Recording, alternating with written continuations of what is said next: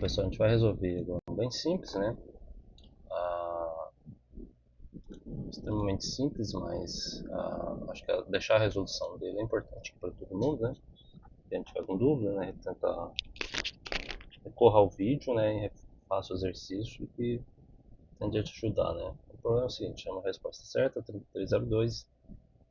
Tem uma descrição aqui que não é tão importante, mas diz que o cara acerta tudo só olhando algumas dicas, né? Mas vamos como seria a entrada. Essa explicação não traz nenhuma solução pra gente, é só uma information ali, tá? Então, são vários casos, a gente não sabe quantos. Então já indica pra gente que a gente precisa de algum tipo de laço de repetição.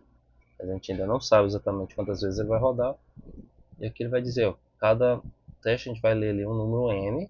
Então, pode até chamar a variável número n, né, que é um valor inteiro. Vai representar a quantidade de perguntas. Como é que eu sei que é um inteiro? Porque a gente não tem meia pergunta, né? Então, uma, duas, três e assim por diante, né? Então, quando a gente recebe 3, a gente sabe quantas vezes então o nosso laço deve iterar, deve rodar, né? E aí, para cada um deles, você vai ver a dica, né? Então, são 3, vão aparecer 3 dicas aqui pra gente, né? O cara informou n é igual a 2, então a gente vai ter que ler mais 2 dicas, né? Então, para cada dica, simplesmente apresentar o texto resposta, seguindo de um contador, né? De um indexador ali, 2 pontos, um espaço e o valor. Então, é exatamente isso, mas tem alguma pegadinha ali só para a gente ajudar quem está com dúvida, né? Bom, se você não está, já é tranquilo, né? Então vamos lá. Essa aqui é a estrutura de sempre do nosso programa, né? Chamei ele aqui de resposta underline certa.c. Lembrando que a gente não separa nome do arquivo aqui com espaço, né? Nem nome de variável. Então as mesmas regras de nomenclatura de variáveis a gente vai manter para todos os elementos do nosso programa, inclusive do próprio programa, né? O código fonte nosso, né? Vamos usar lá exatamente a mesma, tá? A variável n, tá? Então vamos começar por ela. Agora eu preciso ler esse valor digitado pelo usuário. É um valor inteiro, então a gente usa o porcentagem D. A gente usa o e-comercial para dizer, ó, guarde lá na variável n. Então o e-comercial, só um aqui, ele é um operador, né, para a entrada dos dados, tá? E agora, como é que a gente faz? Bom, a gente vai conhecendo o n, a gente sabe quantas vezes a gente tem que perguntar, né? Falei perguntar aqui entre aspas, tá?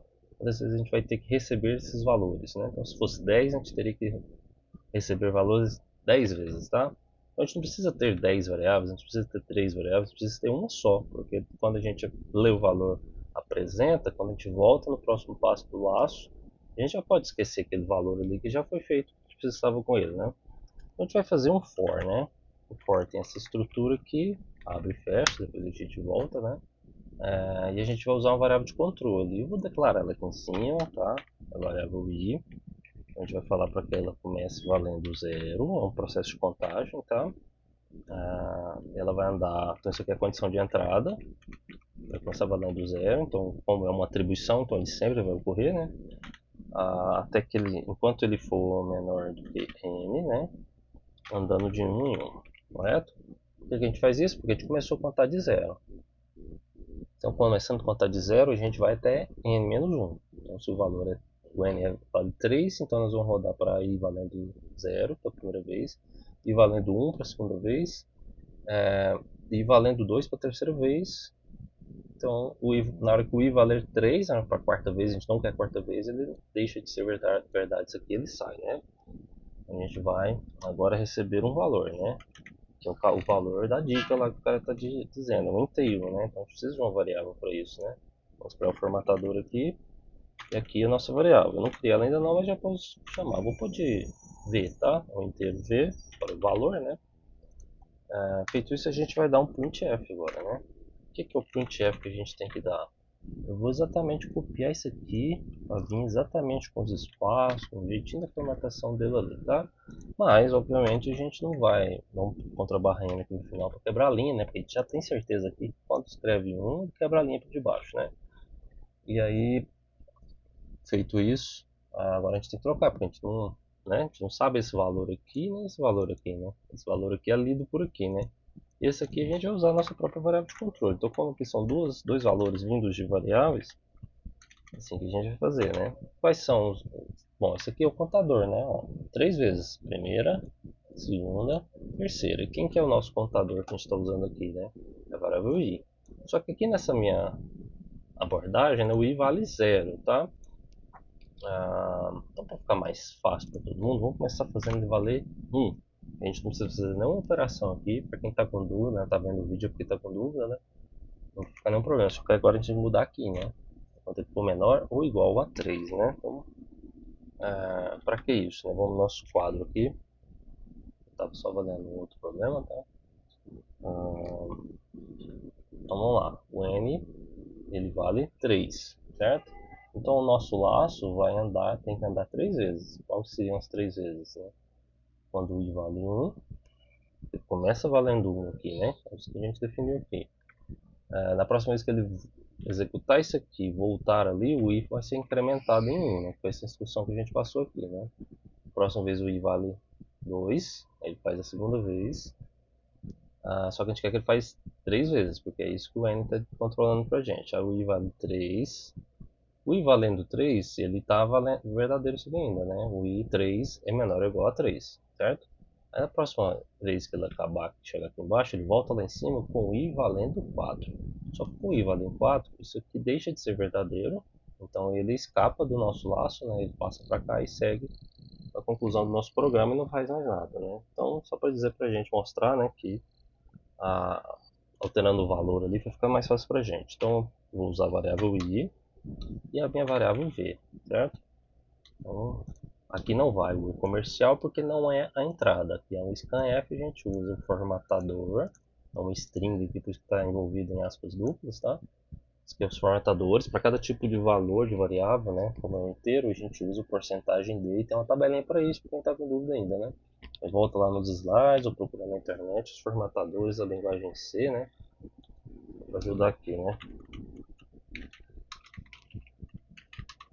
Formatador linguagem C, você vai encontrar até em imagem isso, né? Cada tipo a gente tem as tabelinhas ali, né?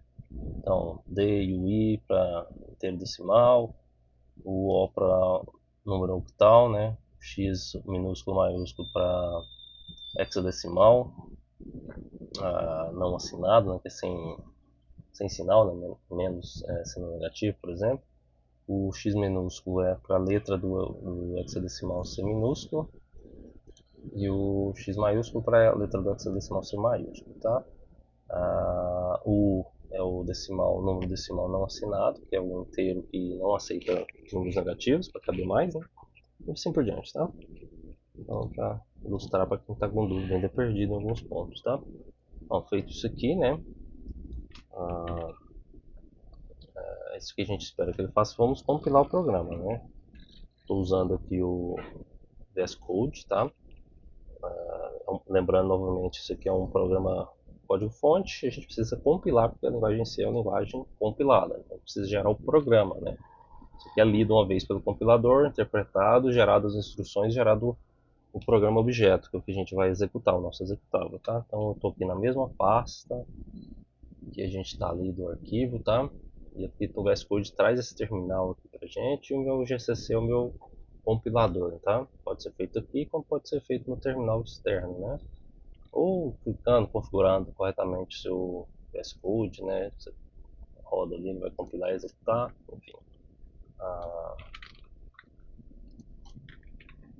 resposta certa, tracinho O, que é o nome do arquivo que eu quero que saia, né? Não precisa ser o mesmo nome, tá, pessoal? Pode ser qualquer outro programa. Eu adoto o mesmo nome para até ficar fácil para me controlar, né? Feito isso, a gente executa ele agora, né? Resposta certa. O 3 está ali, né? Vamos fazer os mesmos casos ali, 10, 20, 30. 10, 20, 30. Então, para cada entrada, ela apresentou a saída esperada, tá? Então, agora, copia isso aqui, vem aqui, cola, né? E manda enviar. Algumas vezes ele pede, aparece o CAPTCHA ali, né? Está processando, agora ele vai ler e testar para todos os casos de teste possíveis existentes ali, para quem cadastrou o programa, né? Depois ele diz se está certo, se está errado, então accepted quer dizer que ele aceitou. Né? Então, ou seja, passou para todos os casos de teste, tá? Ele pode dar ali wrong answer, né? Resposta incorreta, uma porcentagem, né? Por exemplo, 10%, então quer dizer que ele, se tivesse 10 casos de teste, ele acertou em 9, né, a sua solução, e em um ele errou, né? Ele tem 50%, se tiver, enfim, você entendeu, né? Ou seja, não passou para todos os casos. Lembra que a gente considera que o algoritmo está correto se ele passa para todas as suas instâncias, né? Todos os seus casos de teste, né? Tá? E algumas vezes a resposta está errada também porque a gente não está apresentando exatamente como quer, tá? Algumas vezes ele dá a solução, dá a ideia da solução para a gente, mas nem sempre, tá? Ok? Então é isso.